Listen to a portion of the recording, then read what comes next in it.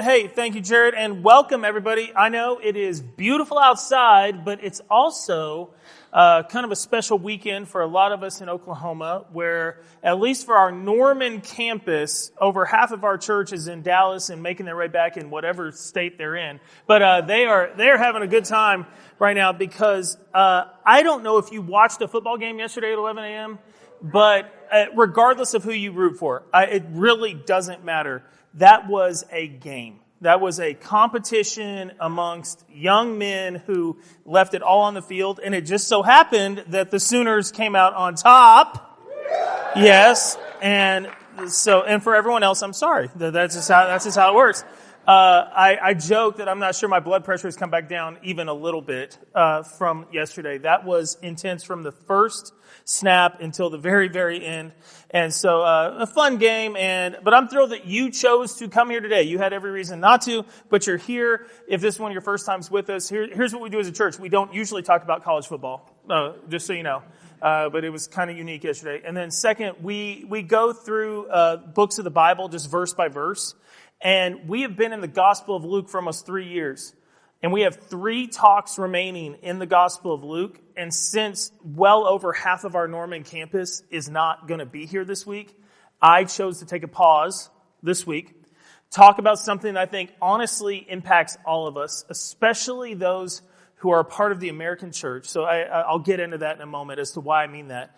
But we're going to take a pause from the Gospel of Luke, just 1 week. We'll jump right back in next week. And once again, only 3 talks left in what's taken us 3 years to complete. So we're getting really, really close to the end.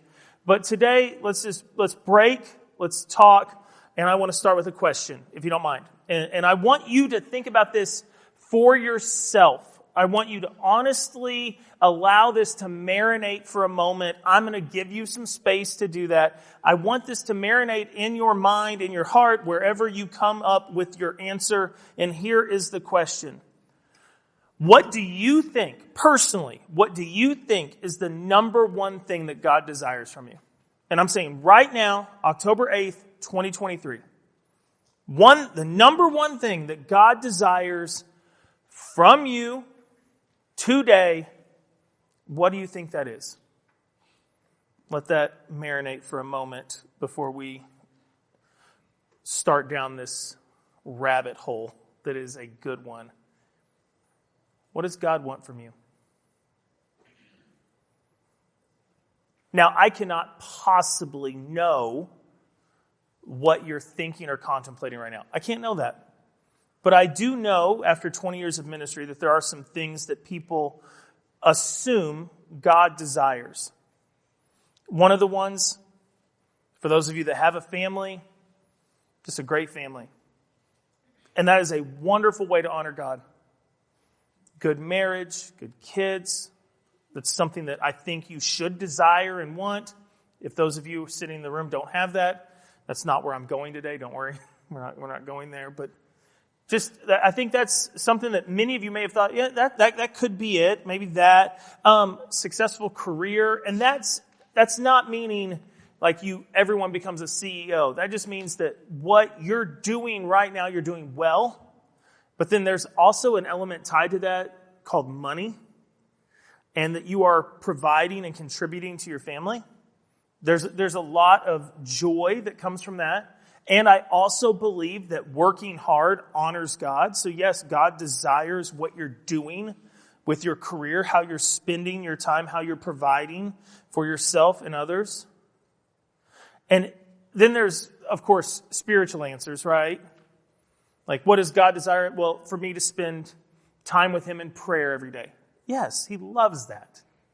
He absolutely loves if we ever come in and meet with Him and talk with Him. He desires our worship. And that kind of goes into maybe even today, like you're at church.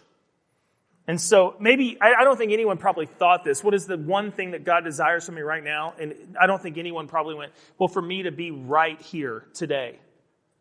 But you showed up today. You showed up, and I think for some of us, we're like, and God probably appreciates that. And you want to know the honest truth? He does. He loves when we come to worship him. He loves when we desire to be in his presence. He loves when we connect with others. So yes, absolutely, he desires us to be at church. Some of you may have thought, he wants me to give more hours of my life away, like in service or in mission or whatever that looks like. Maybe if I'm being a little selfish. He desires more of me.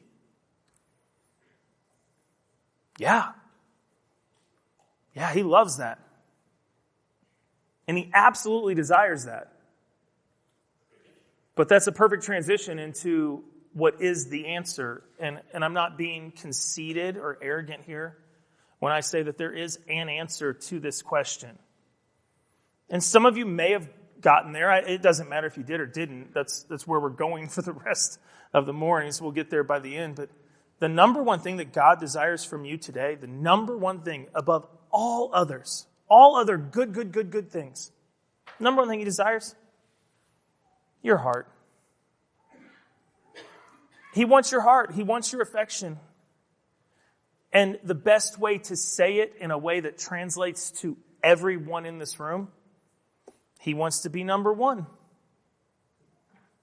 All these other really good desires for your family, for your career, for success, for service, for prayer, for worship, all of these things, really good things. The number one thing he desires from you is to be number one in your heart.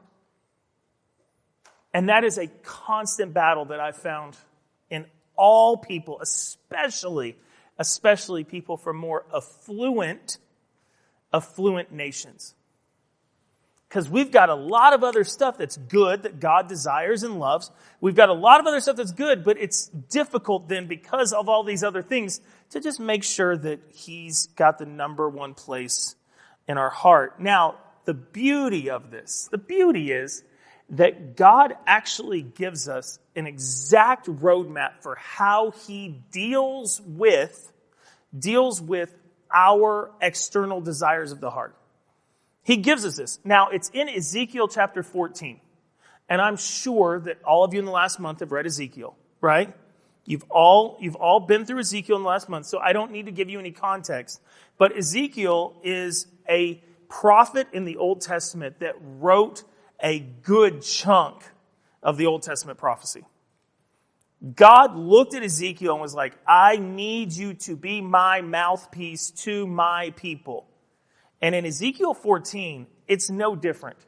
He is clearly lining out for us how God deals with those who have allowed other desires in their life to get in the way of him. And so, in Ezekiel 14, let's just start with verses 1 through 4. That's where we'll begin. If you don't have a Bible, they'll be on the screens. Here's what it says. Some of the elders of Israel. Now, elders are spiritual leaders representing a group of people.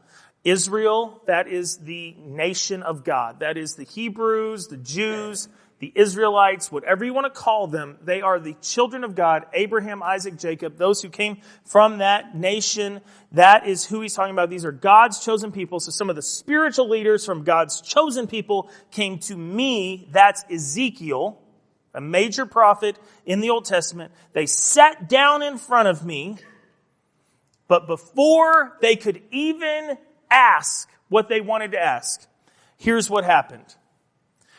The word of the Lord came to me and said this. So God invades this meeting and says this, Son of man, these men, these elders, they've set up idols in their hearts.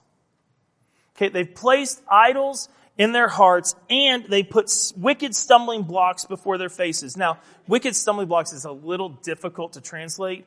It could mean ungodly truths or desires. I think it means both, but there's a huge debate as to what that means. So what it's saying is they have idols in their hearts, which we will unpack here in a moment, and they also have a misunderstanding of what it means to pursue God. And I'm not trying to pile on today. I'm really not. But that's a great description of the American church. They've got some heart issues, but they've also then created some false truths and desires. It's like, well, this is clearly still God-honoring, even if it doesn't allow me to place God number one. And so here's what God asks Ezekiel. This is the creator of the universe asking a man a question. Now, if I am Ezekiel, I am not super elated about the God of the universe asking me a question. I'm like, I'm Ezekiel, you're God. I don't know how you get to ask me a question. But if you want to ask me, here it goes. He asks, should I let them inquire of me at all? Now here's the whole picture. God is stepping in and saying, these religious leaders are coming to you, the prophet, to speak to me and ask me a question. We would call that prayer. Okay, that's what we would call that. To ask is to pray. So there's a group of religious leaders coming on behalf of a group of people to the prophet, because remember, this is a couple hundred years before Jesus. And the cross has not allowed for Jesus to be our mediator between man and God. So man cannot get directly to God. They have to go through, typically, Jerusalem, the temple, go into the presence of God, ask a priest to offer up a prayer for them. But these men have become aware there's a few select people, just a few throughout history, who have direct communication to God. God speaks through them. So these religious leaders, these elders, they come to Ezekiel and they say, can you make this request to God for us and then let us know what he says? That's where we're at right now. And before they even get to make their request, God goes, nah, they got idols. That's a problem. They've got idols, so I'm not super concerned with their inquiries right now. I want to discuss what's going on in their heart. And then he asks Ezekiel, should I let them even inquire me? Should I let them speak to me? Before Ezekiel had to answer, this is God being graceful. Look what happens next. Therefore, God says to them, speak to them and tell them this. This is what the sovereign Lord says. When an Israelite, when a child of God, sets up idols in his heart or puts a wicked stumbling block before his face and then goes to a prophet, instead of speaking through the prophet, I, the Lord, will answer that person myself in keeping with his great idolatry. Now that's super small, but it's super important. Here's what the God of the universe chooses to do when someone who is supposed to desire him, number one. Now, if that's not you, if you're sitting here today going like, I just got invited, I don't know what you're talking about, this is a lot for me. If you need some time to figure out, is God and you, or you and Jesus, like, is that going to happen? This is a safe place to journey for many, many, many, many weeks, months, years, and do that. But if you're sitting here today going, yeah, I'm someone who claims Jesus, then I want you to understand what has just been stated here. If you claim to be a follower of God and you have a desire in your heart, you have an idol in your heart, you have something that allows that to be greater than God. If you go to God and say you just want to ask him like, hey, I got a sick kid. Can we talk about my sick kid? He goes, absolutely we can. I would love to heal your child. Here's the problem. I care more about your heart. So let's talk about your heart first. So when you come to me, you're the one who started the conversation. You came to me, and all I really care about at the end of the day is your heart. I want to deal with it first, and then we'll talk about your sick child. And you're going, that is a jerk move, right? I intentionally use that example so that anyone in here with kids is like, that's not how God would possibly respond to that.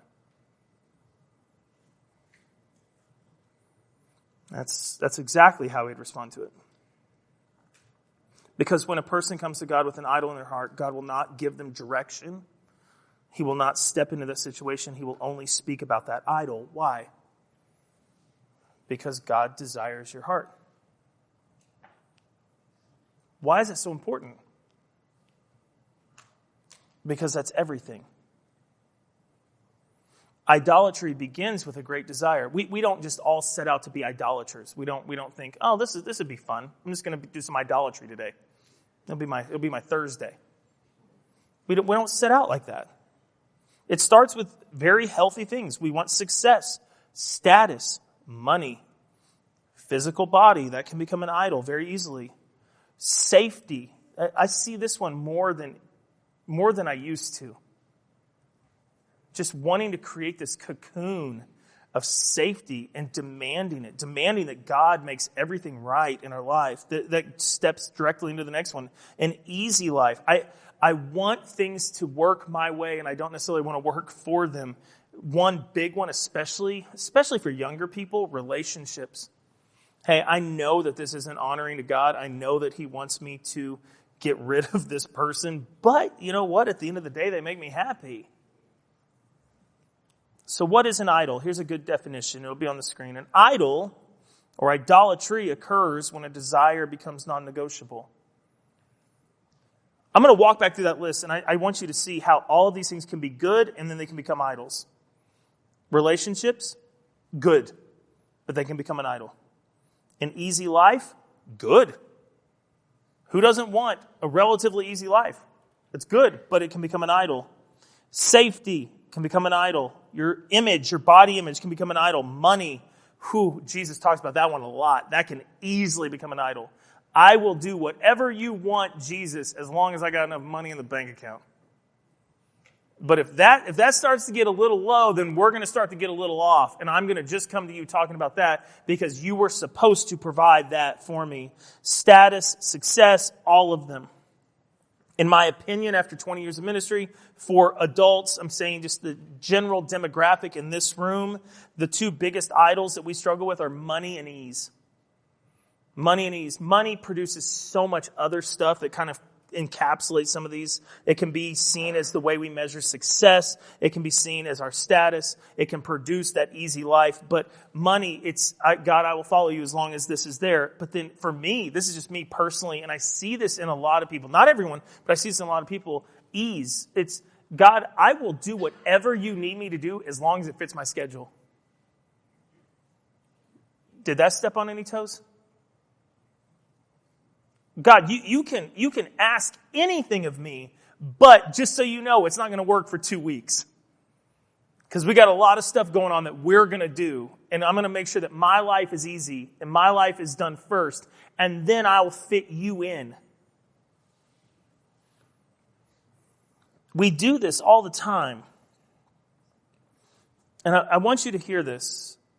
When idolatry rules the heart of a person, okay, so when we have a desire that's become non-negotiable, it's just, God, it's off limits, we're not going to talk about that. When idolatry rules the heart of a person, they no longer desire an omnipotent, sovereign, loving creator of the universe who gives as he sees fit. We don't want that kind of God. We don't want a God that controls our life. We want to control at least that one area of our life. We don't want an omnipotent, sovereign, loving creator of the universe who gives to us as he sees fit, which, by the way, the Bible says is for our good. We don't want that. Instead, what we want is a divine waiter to fetch the desires of our heart. And when we have an idol set up in our heart, that's exactly how we start to treat God. Excuse me, sir? Sir, I need this. Hello? Hello, over here. I was expecting this minutes ago, and it's not here yet. So can you go ahead and make sure that's your top priority? God's not a waiter that bends to our every whim. He's good and loving and kind. And he will give us many things that we desire in our heart. But those desires cannot become idols.